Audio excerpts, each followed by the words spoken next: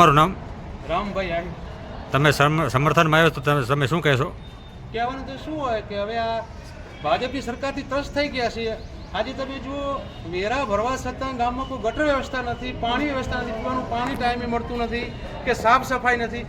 વેરો ભરવા છતાં પંચાયતની અંદર ગ્રામીણ વિસ્તારોમાં કોઈ જ કામકાજ નથી. આ સરકારની તંત્રથી હવે ત્રસ્ત થઈ ગયા છે. કહેવાનું શું, એટલા માટે હવે અમે એક જ અમારો વિકલ્પ છે આમ આદમી પાર્ટી, અને આજે અમે અમારી ઉમેદવારી અહીંયા અમારા આમ આદમી પાર્ટી તરફથી ઉમેદવારો અમે જાહેર કર્યા છે અને આજે ફોર્મ ભરાવ્યા છે અને હવે અમે આગળ ચૂંટણી લડી અને કરી બતાવશું.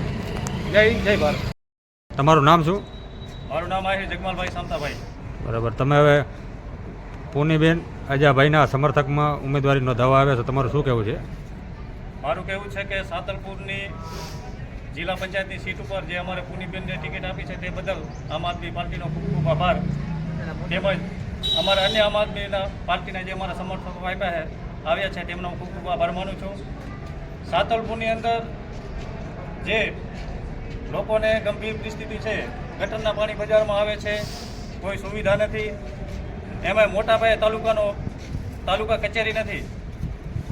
એટલે સાતલપુર તાલુકાની જનતાને નમ્ર અપીલ કરું છું કે અમારા પૂનીબેનને સાવેણાના નિશાન ઉપર મત આપી અને વિજય અપાવશો એવી જાહેર જનતાને અપીલ કરું છું. ઓકે.